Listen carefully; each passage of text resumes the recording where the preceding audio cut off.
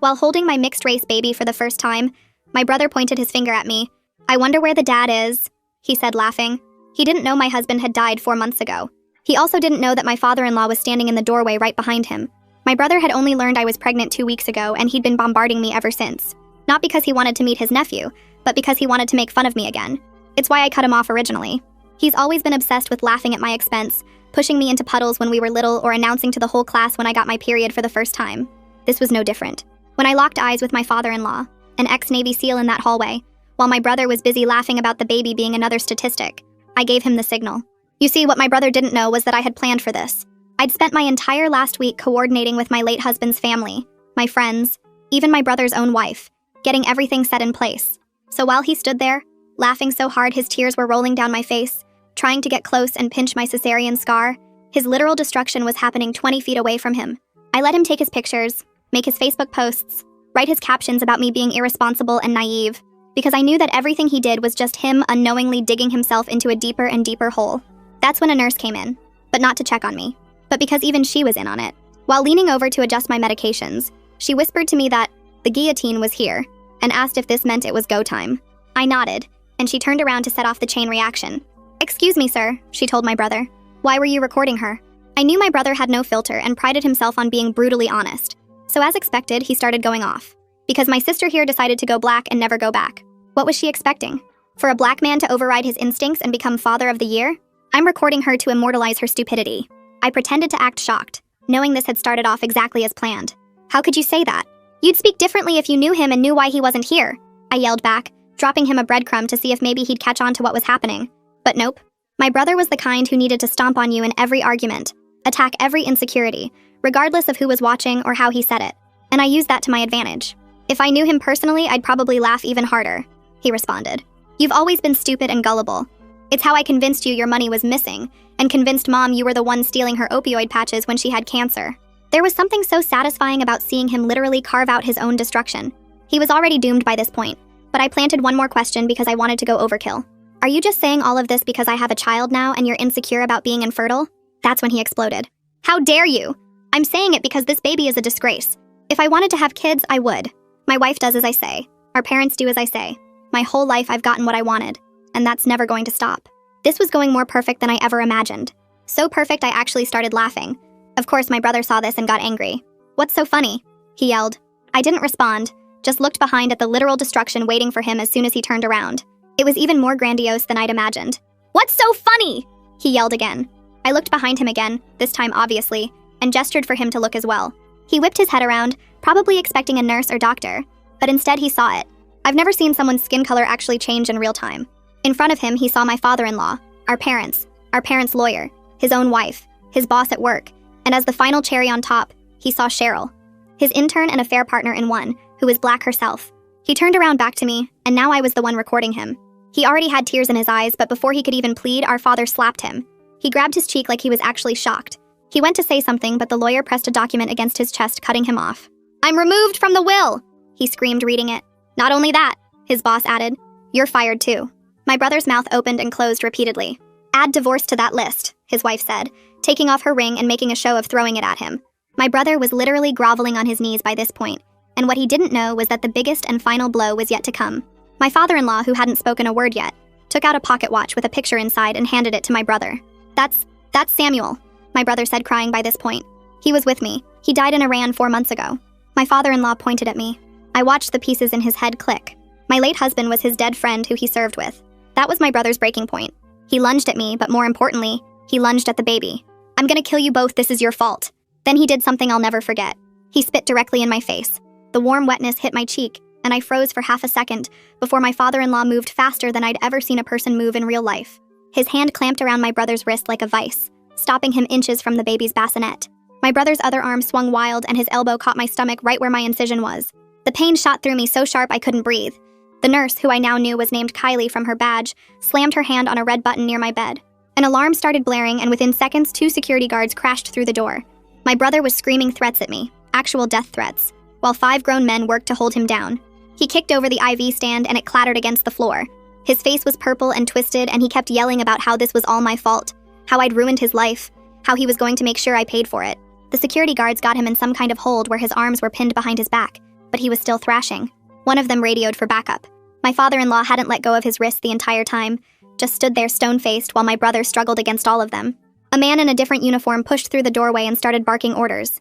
He pointed at my parents, at my brother's wife, at his boss, at Cheryl, at the lawyer. He told them all to leave immediately, that only medical staff could stay in the room. My mother tried to argue, but he cut her off and said this was hospital policy during a security incident. They dragged my brother toward the door and he was still screaming, still making threats. The man in charge turned to Kylie and told her to take the baby to the nursery for safety checks. My heart dropped into my stomach. She moved quickly, wheeling the bassinet toward the door before I could even process what was happening. I tried to sit up, but the pain in my incision made me gasp and fall back against the pillows. Kylie looked back at me with this expression that was both professional and sympathetic at the same time. She mouthed something that looked like he'll be okay before disappearing into the hallway with my son. The room felt huge and empty suddenly. The man who'd given all the orders came back in and introduced himself as Cameron Banks, head of hospital security. He asked if I was hurt, and I nodded, pressing my hand against my stomach where my brother's elbow had hit. Kylie was already there, gently moving my hand away and lifting my gown to check the incision site. Her face went serious when she looked at it. She told Cameron she needed to document everything and started taking photos with a hospital camera. She explained that hospital policy required police notification for any physical assault that happened on the premises. I was barely listening because all I could think about was my baby being somewhere else, away from me, with strangers. Cameron must have seen the panic on my face because he stepped closer and told me through the doorway that the nursery staff was keeping my son safe and monitored. He said they were just checking to make sure my brother hadn't hurt him during the lunge. Kylie was pressing carefully around my incision, and I could see blood seeping through the bandage. She said some of the stitches had pulled and there was increased bleeding. She needed to clean and redress it. Her hands were gentle, but everything hurt. She kept talking while she worked, maybe to distract me, explaining that the police were already on their way and that everything my brother had done was documented. She said the security cameras in the hallway had caught the whole thing. I closed my eyes and tried to breathe through the pain. When I opened them again, my father was standing in the doorway. He looked 20 years older than he had an hour ago. His shoulders were slumped and his face was gray. My mother appeared behind him, already talking, already making excuses. She said my brother had been under so much stress lately with the infertility issues and work problems. She said he didn't mean to actually hurt anyone, that he just lost control for a moment. The anger that went through me was so strong I thought I might throw up. I told her to leave. Just those 3 words. Leave. Now. Get out. My father surprised me by taking her arm and turning her toward the hallway. He didn't argue or try to convince me to listen to her. He just guided her away, and I heard her protesting as they walked down the hall. Kylie finished with my incision and disposed of the bloody gauze. She made notes on a tablet, documenting everything with timestamps. Cameron came back in and said the police had arrived and were taking statements from everyone who'd witnessed the incident. He asked if I felt safe enough to talk to them. I nodded even though I didn't feel safe at all. A woman in plain clothes walked in about 40 minutes after my brother had been removed. She showed me her badge and introduced herself as Laura Mendoza, a detective with the local police department. Her voice was calm and professional when she explained that my brother was being held for psychiatric evaluation before any charges could be filed. She said that given he'd threatened an infant in front of multiple witnesses, they needed to make sure he wasn't a danger to himself or others. She asked me basic questions about what had happened, taking notes on a small pad. I answered as clearly as I could, but my voice kept shaking. She told me I'd done nothing wrong and that threatening a baby was a serious crime. Then she left to continue gathering statements from the other witnesses. The minutes crawled by. I kept asking Kylie when I could see my baby, and she kept saying soon. They just needed to finish the checks. Finally, after what felt like hours but was probably closer to 2, a different nurse wheeled the bassinet back into my room. I started crying before she even got close enough for me to reach him. She placed him carefully in my arms and told me he was completely fine. No injuries, all his vital signs normal. I held him against my chest and sobbed. All the adrenaline from the confrontation crashed out of me at once and I couldn't stop shaking. Kylie pulled up a chair and sat down, even though I could see from the clock that her shift had ended 30 minutes ago. She stayed quiet for a while, just sitting there while I cried and held my baby. Eventually, she told me quietly that she had a sister who'd cut off their abusive brother 5 years ago. She said she understood why I'd planned what I did. She said sometimes you have to force people to show their true nature in front of witnesses who can hold them accountable. My father-in-law appeared in the doorway, and Kylie excused herself, saying she'd check on me before she left for the night. He pulled up the chair she'd been sitting in, and we sat in silence for a long time. The baby had fallen asleep in my arms. Finally, he spoke and told me that Samuel would have done the same thing to protect his son. He said staging it in the hospital wasn't about revenge. It was about having witnesses and security when my brother inevitably lost control. He said I'd known my brother well enough to predict exactly how he'd react, and I'd made sure there were people there who could stop him before he actually hurt the baby. That made me feel slightly less guilty about the whole setup. He stayed until visiting hours ended, not saying much, just being present. The next morning, Detective Mendoza came back with a recording device and a formal statement form. She needed me to walk her through everything in detail for the official record. I I started from the beginning, from childhood memories of my brother pushing me into puddles and announcing my first period to the whole class. I explained how I'd cut him off years ago because of his constant cruelty. I told her about the 2 weeks of cruel texts after he learned I was pregnant, about him calling my baby a statistic and making racist comments about Samuel. I showed her the texts on my phone and she photographed each one. I explained how I'd coordinated with my late husband's family, with my friends, with my brother's own wife, to get everyone in place. I told her I'd known he would lose control if he was confronted with the truth about Samuel in front of people who mattered to him. She listened without interrupting and took detailed notes. When I finished, she explained that my brother was being held on a 72-hour psychiatric hold after his threats. She said she was recommending charges for assault, criminal threatening, and violation of hospital conduct policies. She asked if I wanted to pursue a restraining order. I said yes immediately. She nodded and made another note. Then she told me she'd be in touch about the next steps in the legal process. After she left, a woman in professional clothes knocked on the doorframe. She introduced herself as Reina Contreras, a hospital social worker. She said she was there to discuss safety planning for when I got discharged. She pulled up a chair and opened a tablet. She helped me create what she called a contact tree, a list of people who could check on me regularly. We went through home security options and she gave me information about alarm systems and video doorbells. She asked careful questions about my mood, about whether I was sleeping, about whether I had thoughts of hurting myself or my baby. I answered honestly that I was scared and angry but not depressed or suicidal. She seemed satisfied with that and gave me a list of resources including a therapist who specialized in postpartum issues and trauma. She said given the circumstances, it would be good to have professional support lined up before I went home. After she left, I sat there feeding the baby when I heard a knock on the doorframe.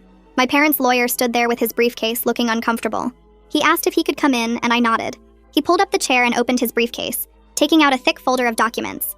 He told me he needed to clarify something about the will changes my father announced during the confrontation. I assumed he was there to explain the process or get signatures, but instead he slid a document across the table toward me. The filing date caught my eye immediately. 2 weeks ago, before my brother even came to the hospital. My father had already removed him from the will after I showed him the harassing texts about the baby. The hospital scene just made it public. The lawyer explained that my father wanted my brother to know in front of witnesses, so there could be no claims of coercion or impulsive decisions later. Everything had been notarized and filed properly before any of the confrontation happened. I stared at the paperwork and felt this weird mix of relief and something else I couldn't name. My father had believed me and protected me before I even asked him to. The lawyer left the documents with me and said to call if I had questions. My phone started buzzing before he even made it out of the room. I looked at the screen and saw my mother's name. I declined the call. She called again, and again. By the time I finished feeding the baby and got him settled in the bassinet, she had called 17 times. I finally answered on the 18th call because I knew she wouldn't stop. She was already crying before I said hello. She asked how I could do this to the family, how I could tear everyone apart like this, how she was supposed to choose between her children. I told her she didn't have to choose, that my brother made his choices when he spent a lifetime tormenting me, and then tried to hurt my newborn. She kept crying and saying I was being too harsh, that he was under stress, that he needed help, not punishment. I felt my jaw clench when she said he deserved one more chance. I asked her how many chances he got after pushing me into puddles, announcing my period to my whole class, stealing from me, framing me for stealing mom's cancer medication, and now threatening to kill my baby. She went quiet for a second, and then said, that was all in the past, and I needed to forgive. I told her I needed space to recover and bond with my baby, and I ended the call. She tried calling back twice more, but I turned my phone off completely. Detective Mendoza came by later that afternoon with an update. My brother had been released from the psychiatric hold that morning. The 72 hours were up, and the evaluators cleared him as not being an immediate danger to himself. He had conditions, though. No contact with me or my baby. Mandatory outpatient counseling. Regular check-ins with a probation officer. But what made my blood actually boil was when she told me about the paperwork his public defender filed. They were arguing that the lunge was emotional distress, not a genuine threat. That he was overwhelmed by learning about his friend's death, and reacted impulsively without real intent to harm anyone. Detective Mendoza saw my face and quickly added that the prosecutor wasn't buying it, that they had multiple witnesses who heard him scream about killing us both. She said the charges were moving forward regardless of what his lawyer claimed, but I couldn't stop thinking about how my brother was already trying to minimize what he did, already building a narrative where he was the victim of too much stress, instead of someone who tried to hurt a newborn. 4 days after the incident, the doctor cleared me for discharge. My father-in-law showed up that morning with his truck to drive us home. The nurse went through all the discharge instructions about incision care, watching for signs of infection, when to call if I had concerns. She handed me papers about postpartum warning signs and a prescription for pain medication. My father-in-law carried the baby in his car seat while I moved slowly toward the elevator, still sore from the C-section and the pulled stitches. The drive home felt surreal after everything that happened in that hospital room. When we got to my house, my father-in-law didn't just help me inside and leave. He walked through every room, checking windows and door locks. He asked if I had a spare key, and I showed him where I kept one under a fake rock by the back door. He picked it up and pocketed it, saying that was too obvious and he'd hold on to the spare himself. Then he went to his truck and came back with a video doorbell still in the box. He spent the next hour installing it and showing me how the app worked on my phone. He changed the locks on both doors while I sat on the couch feeding the baby. He didn't ask permission, just did it, and handed me the new keys when he finished. He programmed his number into my phone as an emergency contact and made me promise to call him if anything felt wrong or unsafe. 2 days after I got home, a thick envelope arrived by courier. It was from my brother's former employer, sent through their legal department. The letter explained that his termination was for violating company ethics policies, specifically racist conduct toward colleagues and an inappropriate workplace relationship with someone he supervised. The letter mentioned that an HR complaint had been filed 3 months earlier about his behavior. They had been investigating when the hospital incident happened, and that just accelerated their decision to terminate for cause. Reading it felt like watching puzzle pieces click into place. My brother hadn't just destroyed himself in that hospital room. He'd been building toward destruction for months, and the hospital was just where it all came crashing down at once. That same afternoon, I checked my email and found a message from Cheryl. The subject line just said, "Statement for your records," and I almost didn't open it. But I did. She had written out a detailed account of my brother's behavior at work over the past year. Racist comments about other colleagues, inappropriate jokes, the way he treated her differently after their affair started. She attached audio recordings of some of the comments, times when he didn't know she was recording during meetings. Her email ended by saying she was willing to provide everything to police if needed, but she didn't want to be personally involved beyond the written documentation.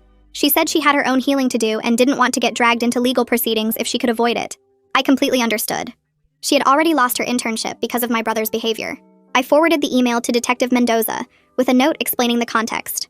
The next morning, my brother's wife texted me for the first time since the hospital. She asked if I could send her copies of the security footage and witness statements from that day. She was filing for divorce and needed documentation of his behavior. I didn't have the footage myself, but I forwarded her text to Detective Mendoza and asked how to handle the request. The detective called me back within an hour and said she would coordinate the evidence sharing through proper legal channels.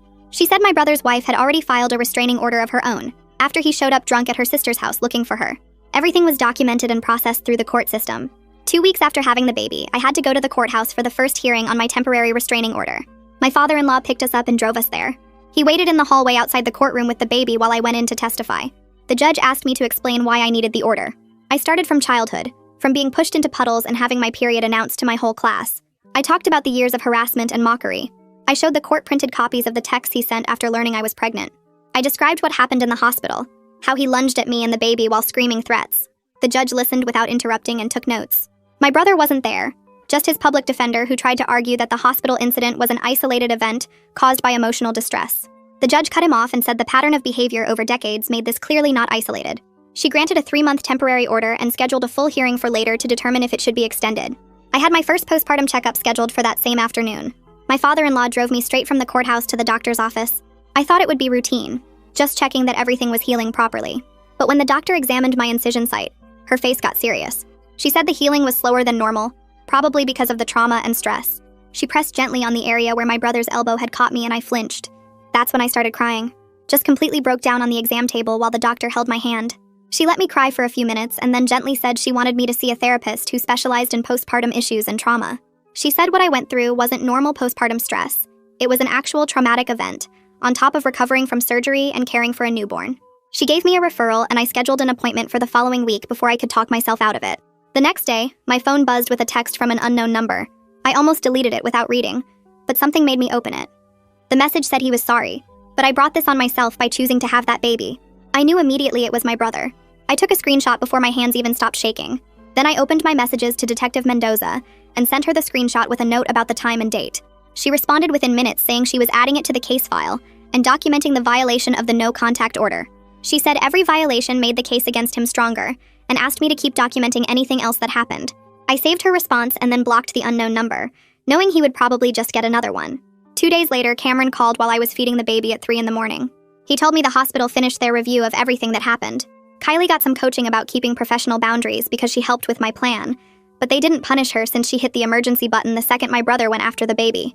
I thanked him for letting me know and saved his number in case I ever needed to reference the hospital's findings for court stuff. The next afternoon, my father showed up at my door alone. I almost didn't let him in, but he stood on the porch looking older than I'd ever seen him and asked if we could talk. I opened the door, and he sat at my kitchen table while I kept the baby in my arms. He apologized for not protecting me from my brother when we were kids. He said he always thought it was just normal sibling stuff until he saw my brother try to hurt his grandson. He told me he was staying married to my mother but setting up separate boundaries, whatever that meant. Then he pulled out some paperwork and explained he'd set up a trust fund for the baby that my brother could never touch or access. The account was already funded and had my father listed as trustee until the baby turned 18. I didn't know what to say, so I just nodded and he left after asking if he could visit again sometime. 3 days after that, someone knocked on my door around 10 in the morning. I checked the video doorbell my father-in-law installed and saw a woman in business clothes holding a clipboard. She introduced herself as a CPS worker doing a home visit because of the hospital incident report. My stomach dropped, but Raina had warned me this might happen, so I'd kept all my documentation organized in a folder by the door. I let her in and showed her the nursery, the stocked fridge, the medical supplies for my incision care, and all the baby's feeding and sleep logs I'd been keeping. She walked through each room, took notes, asked about my support system and whether I felt safe at home. I showed her the restraining order, the security system, and gave her Detective Mendoza's contact information. She spent maybe 40 minutes total in my house before telling me she was closing the case. She left me with a packet of community resources for new mothers and said I was doing everything right. I cried after she left. Not from relief, but from anger that I had to prove I was a good mother because my brother attacked us. That same week, I got a call from an unknown number that turned out to be someone from my brother's company's HR department. She explained they'd finished investigating and found he created a hostile work environment through racist comments about multiple coworkers. They also confirmed he had an inappropriate relationship with Cheryl while she was his intern, and he was her direct supervisor. The termination was ruled for cause, which meant he lost his severance package and couldn't claim unemployment benefits. She asked if I needed copies of their findings for any legal proceedings, and I said yes, so she emailed me a redacted report that same day. Detective Mendoza called 2 days later, sounding more serious than usual. She told me a patrol officer spotted my brother driving slowly down a street 2 blocks from my house. He didn't technically violate the restraining order since he stayed outside the restricted distance, but she wanted me to know. She said she was increasing patrol frequency in my neighborhood and told me to keep my security cameras running all the time. She also suggested I vary my routine and always check my surroundings when leaving the house.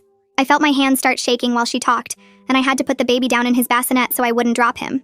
My first therapy appointment happened the following Tuesday.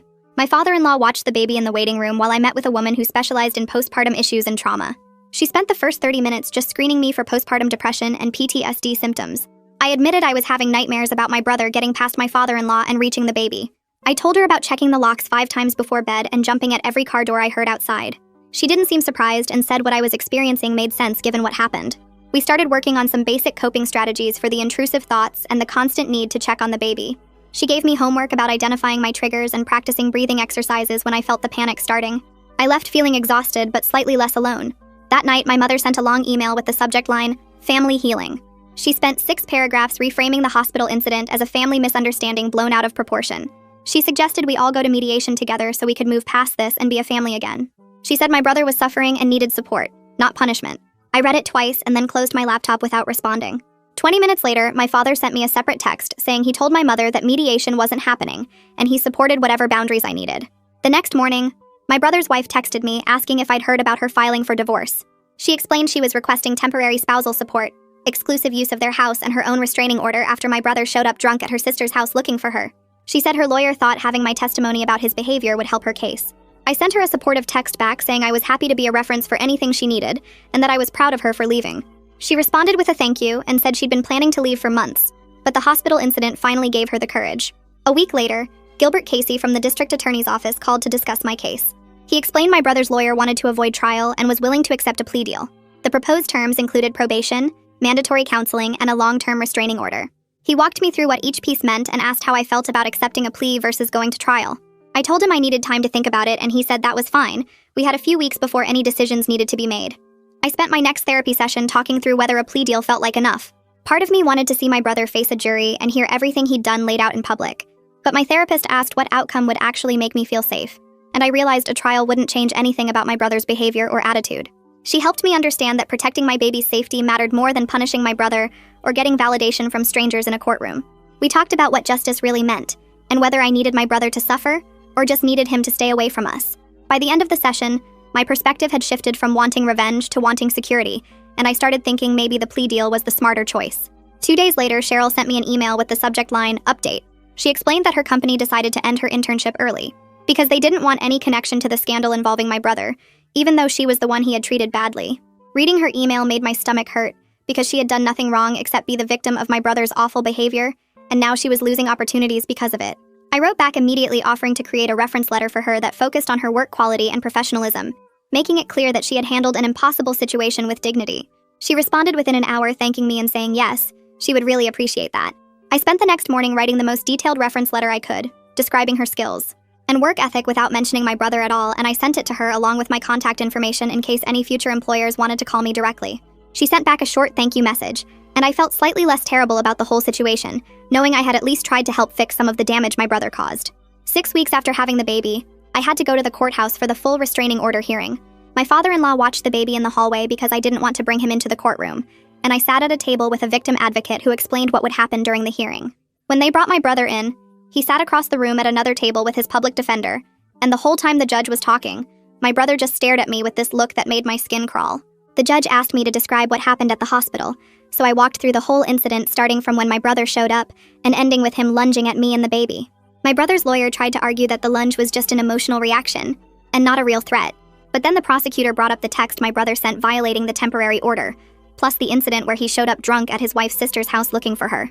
The judge listened to everything, looked at my brother with clear disgust, and issued a 3-year protective order with terms that said my brother had to stay at least 500 feet away from me, my home, my workplace, and anywhere he knew I would be. My brother's face turned red when the judge read out the terms, but he didn't say anything, just kept staring at me like he wanted to hurt me even more. 3 days after the hearing, I was home feeding the baby when someone knocked on my front door. I looked through the peephole and saw my mother standing there with a gift bag in her hands. I didn't open the door, just stood there watching her knock again and call my name. She started crying after the third knock, talking through the door about how I was keeping her grandson away from her and how she just wanted to meet him and be part of his life. I unlocked the door but kept the chain on, opening it just enough to talk to her. I told her she made her choice when she defended my brother after he tried to hurt her grandson, and that choice meant she didn't get to have a relationship with either of us right now. She cried harder and said I was being cruel and unfair, that my brother was suffering and needed his family. I reminded her that my brother threatened to kill me and my baby in front of everyone, and that her response was to make excuses for him instead of protecting us. She tried to push the gift bag through the gap in the door, but I shut it completely and locked it, then stood there listening to her cry on my doorstep for another 5 minutes before she finally left. My next therapy session happened 2 days later, and I spent most of it talking about my mother showing up. My therapist asked how I felt about not letting her in, and I admitted that part of me felt guilty, but another part of me felt relieved that I had actually held my boundary. Then I said something I had been thinking about for weeks but hadn't wanted to say out loud. I told my therapist that part of me had enjoyed planning my brother's destruction at the hospital, watching him realize what was happening, seeing everything fall apart for him. I said I was scared that enjoying it made me just as cruel as him, that maybe I was no better than he was. My therapist was quiet for a minute, then asked me to think about the difference between what my brother did to me my whole life versus what I did at the hospital. She pointed out that my brother targeted me for entertainment, that he spent years finding ways to hurt and embarrass me because he thought it was funny. What I did was set up a situation where my brother would expose his true nature in front of people who could protect me and my baby, and where there would be witnesses and security when he inevitably got violent. She said protecting yourself and your child is not the same thing as targeting someone for fun, and that I needed to stop thinking of them as equal. That conversation changed something in my head, made me realize I could acknowledge that the hospital plan was complicated, without thinking I was as bad as my brother. The following week, Gilbert called to tell me they were revising the plea offer based on my brother's pattern of breaking the no-contact rules. The new terms included electronic monitoring where my brother would have to wear an ankle monitor, plus technology restrictions that meant he had to give up his phone, so they could install monitoring software on it. Gilbert explained that the restrictions would also ban my brother from creating any new social media accounts, and that violating any of these terms would send him straight to jail. He asked if I felt comfortable with the revised offer, or if I wanted to push for jail time right away. I told him I needed to think about it and talk to my therapist before deciding, and he said that was fine. I had a week to let him know what I wanted to do. That same afternoon, my father-in-law came over with a box of old photo albums. The baby was sleeping in his bassinet, and we sat on the couch looking through pictures of Samuel from when he was little, all the way through his military service. My father-in-law told me stories about each photo, like the time Samuel tried to build a treehouse when he was 8 and fell out of the tree, or the time he brought home a stray dog and convinced his parents to keep it. He showed me a picture of Samuel at his high school graduation, then another one from his Navy SEAL training, and his voice got quieter as he talked about how proud he was when Samuel completed the program. When we got to the wedding photos of me and Samuel, my father-in-law put his hand on my shoulder and said Samuel loved me more than anything, that he talked about me constantly when they spoke on the phone during deployments. That was when I started crying. Really crying. Not about my brother or the hospital or the legal stuff, but about losing Samuel and having to raise our son without him. My father-in-law held me while I cried, and it was the first time since the hospital that I let myself actually grieve my husband, instead of just being angry at my brother. After talking to both Gilbert and my therapist over the next few days, I decided to agree to the revised plea deal. Gilbert walked me through all the terms one more time to make sure I understood what they meant. My brother would get 18 months of probation with mandatory anger management classes and counseling sessions he had to attend every week. He would have to complete 200 hours of community service. The electronic monitoring meant he would wear an ankle bracelet that tracked his location at all times, and the technology restrictions meant his phone and computer would be monitored to make sure he wasn't trying to contact me or create fake accounts. The 3-year restraining order would stay in place, and if my brother violated any part of the agreement, he would go to jail immediately. Gilbert said he would file the paperwork and schedule the plea hearing, which would probably happen within the next 2 weeks. The plea hearing took place on a Tuesday morning at the courthouse. I had worked with my therapist to write a victim impact statement that focused on protecting my son and making sure we were safe, rather than describing every terrible thing my brother had done to me over the years. My therapist said the statement should be about what I needed going forward, not about making my brother feel bad about the past, because the past stuff would just upset me more when I read it out loud. At the hearing, my brother stood in front of the judge and pleaded guilty to assault and criminal threatening charges. The judge asked if he understood what he was pleading guilty to, and my brother said yes in this quiet voice that didn't sound like him at all. Then the judge asked if I wanted to read my victim impact statement, so I stood up and read what my therapist and I had written together. I talked about being a new mother trying to heal from a C-section and care for my newborn son, about the fear I felt when my brother threatened us, about needing to know that my son would be safe from violence as he grew up. I didn't mention the years of bullying or the cruel things my brother said at the hospital, just focused on the future and what needed to happen to protect us. The judge listened to my statement, then looked at my brother and accepted the plea agreement. She went through all the terms, the probation and counseling and community service and monitoring, then added her own warning at the end. She told my brother that if he violated any part of the agreement, even something small like missing a counseling session, he would be arrested immediately and face jail time. She said the court was giving him a chance to get help and change his behavior, but that chance came with zero tolerance for any more violations. My brother nodded and said he understood, but when his public defender started walking him out of the courtroom, he turned and looked directly at me with pure hatred in his eyes. That look told me everything I needed to know. He wasn't sorry. He didn't think he did anything wrong. He was just angry that he got caught and had to face consequences. The judge could order all the counseling in the world, but my brother would never actually understand why what he did was wrong or feel real guilt about it. Later that evening, my phone buzzed with 2 text messages that came in 1 minute apart. The first was from my mother. She wrote that she was disappointed in how I had handled this whole situation, that I had torn the family apart and made everything worse than it needed to be. She said she needed time before she could have a relationship with me, that she couldn't support the way I was treating my brother. I read it twice, felt a wave of sadness, then deleted it without responding. The second text was from my father. He wrote that he was sorry for how my mother was acting, that he understood why I needed the boundaries I had set. He said he would respect whatever I needed and give me space, but that he was available anytime if I wanted to have contact with him, and that he loved me and his grandson. I saved that text and wrote back a simple thank you, then put my phone down and focused on feeding the baby, trying not to think about how my family had broken into pieces that would probably never fit back together the same way again. A few days after the court hearing, my phone buzzed with a Facebook message from Kylie, asking how I was doing and saying she felt bad about the ethical gray area of participating in my plan.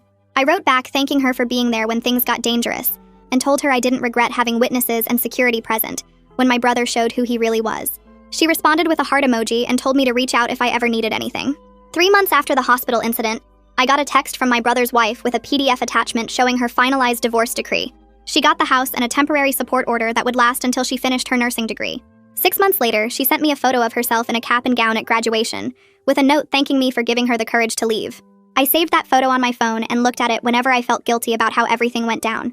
When the baby turned 3 months old, I started back at work part-time with flexible hours and the option to work from home 3 days a week.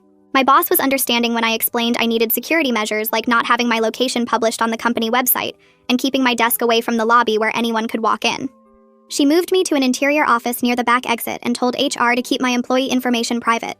Detective Mendoza called me a week after I returned to work to let me know she was closing the active investigation, but the case file would stay open for monitoring my brother's probation compliance. She gave me her direct cell number and told me to call immediately if he made any contact, or if I saw him anywhere near my home or workplace. I programmed her number into my favorites list and tested it once to make sure it worked. 2 weeks later, Gilbert called to tell me my brother got cited for a probation violation after his monitoring software showed he created a fake social media account under a different name. His probation officer recommended extended monitoring instead of jail time, which made me angry, but Gilbert explained that judges rarely revoke probation on first violations. I asked if this meant my brother would face any real consequences, and Gilbert said the violation would be documented and used against him if there were any future problems. A few days after that call, I texted my father and asked if he wanted to meet at a park halfway between our houses so he could spend time with the baby. He showed up 15 minutes early with a new stroller he'd bought, and we sat on a bench while my son slept between us. My father didn't make excuses for my mother or my brother, just said he knew he'd failed to protect me growing up, and asked what I needed from him to feel safe having him in his grandson's life. I told him I needed him to respect my boundaries about my mother and my brother, to never pressure me to reconcile or forgive, and to leave immediately if I ever asked him to. He agreed to all of it and asked if he could visit once a week. During one of my therapy sessions around this time, I had a breakthrough when I admitted I'd been using anger at my brother to avoid dealing with the pain of losing Samuel. My therapist helped me see that being consumed by the legal situation and the family drama let me focus on something I could control instead of grieving properly for my husband. We started working on exercises to help me process the grief without feeling like I was dishonoring Samuel's memory by moving forward with my life.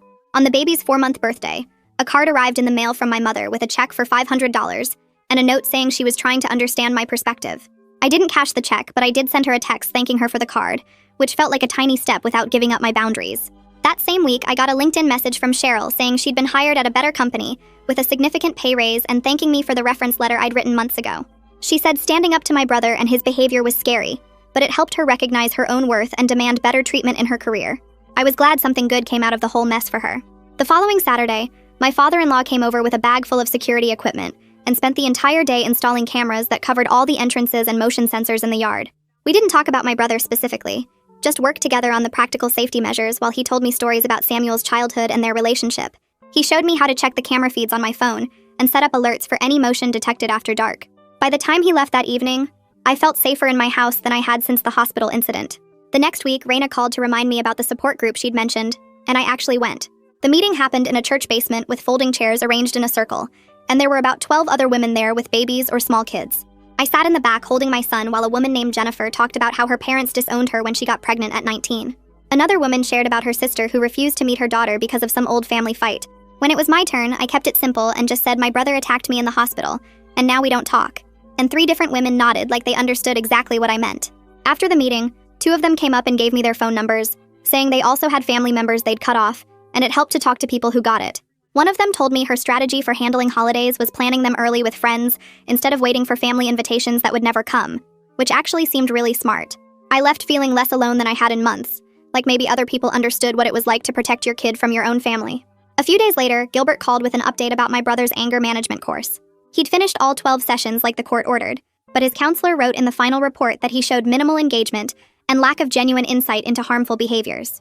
I asked Gilbert if that meant anything would change, and he explained that judges rarely cared much about counselor opinions on court-ordered programs. The important thing was that my brother completed it, and the monitoring was still active. Gilbert also mentioned that the counselor's notes would be useful if my brother ever tried to get the restraining order lifted early, since they showed he hadn't actually changed his thinking patterns. That same week, I had a therapy session where I finally admitted something I'd been avoiding. I told my therapist that planning the whole hospital confrontation felt necessary to protect my son, but I also knew it was kind of messed up to stage a dramatic scene like that. She asked me what I thought would have happened if I hadn't planned it, and I realized my brother probably would have shown up anyway and said horrible things, but without witnesses or security nearby. My therapist said I could feel proud of protecting my son, while also recognizing I'd staged something manipulative in a hospital, and both things could be true at the same time. She helped me understand that protecting yourself doesn't have to be perfect or completely ethical to still be the right choice in a dangerous situation. My father started coming by every Saturday morning after that conversation. He'd bring coffee and a bag of groceries, then spend a few hours playing with the baby or fixing small things around my house that I hadn't gotten to. He replaced a broken cabinet hinge, tightened the wobbly bathroom faucet, and installed better locks on my bedroom windows without me even asking. What I appreciated most was that he never brought up my mother or suggested I should give my brother another chance. When I needed to talk, he listened, and when I needed quiet, he just focused on his grandson or whatever project he was working on. He respected when I asked him to leave because I was tired or overwhelmed, and he never made me feel guilty about setting boundaries with him. One afternoon while he was there, a patrol car pulled up outside and an officer knocked on my door. My stomach dropped thinking something had happened, but the officer just wanted to let me know they'd spotted my brother driving slowly past my street the night before. He explained they'd pulled my brother over for a welfare check, and he wasn't technically violating the restraining order since he never stopped or got out of his car. The officer added the incident to the monitoring file anyway, and told my brother it looked like stalking behavior, which could get him in real trouble if it happened again. I thanked the officer and immediately called Gilbert to report it, even though technically nothing illegal had occurred. 2 weeks later, there was a hearing about extending my brother's electronic monitoring. His lawyer argued that 6 more months was excessive since he'd completed his anger management and hadn't directly violated any orders. But the prosecutor brought up the slow drive past my street and the fake social media account he'd created, showing the judge a pattern of boundary-pushing behaviors. The judge agreed and extended the monitoring for another 6 months, saying my brother clearly wasn't taking the restrictions seriously enough. I didn't attend the hearing because Gilbert said I didn't need to be there, but he called me right after to tell me the outcome. That weekend, I took the baby to visit Samuel's grave for the first time since the funeral. I'd been avoiding it because I didn't know what to say or how to handle taking a baby to a cemetery, but I finally felt ready. I sat on the grass next to his headstone with my son in my lap, and just talked out loud about everything that had happened. I told Samuel about our son's personality, how he smiled when I sang to him, and how he had Samuel's exact same eyebrows. I told him about standing up to my brother, about the hospital confrontation, about trying to build the safe life we'd planned together even though he wasn't there to share it. I told him I was scared sometimes that I was doing everything wrong, but I was trying my best to raise our son the way we'd talked about. My therapy sessions started shifting around that time from crisis management to long-term healing.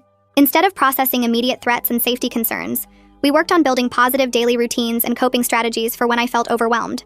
I was sleeping better most nights, only waking up twice to feed the baby instead of lying awake worrying about my brother showing up. The intrusive thoughts about worst-case scenarios were less frequent, maybe once or twice a week instead of constantly. I started thinking about my future beyond just surviving each day and protecting my baby from immediate threats, actually considering things like going back to work, or maybe taking a class. Detective Mendoza sent me a final case summary in the mail showing my brother had 9 months of probation remaining with continued monitoring. She included a note reminding me the restraining order was valid for another 2 years, and gave me updated contact information for the Victim Advocacy Office if I needed support. She also wrote that I should call her directly if anything concerning happened, even if it seemed minor, because patterns mattered more than individual incidents. I filed the papers in a folder I kept specifically for legal documents related to my brother, which was getting pretty thick by that point. Early one morning when the baby was almost 6 months old, I was sitting on my front porch at dawn with him in my arms, watching the neighborhood wake up. My neighbor across the street was getting his newspaper, and the woman 2 houses down was leaving for her morning jog.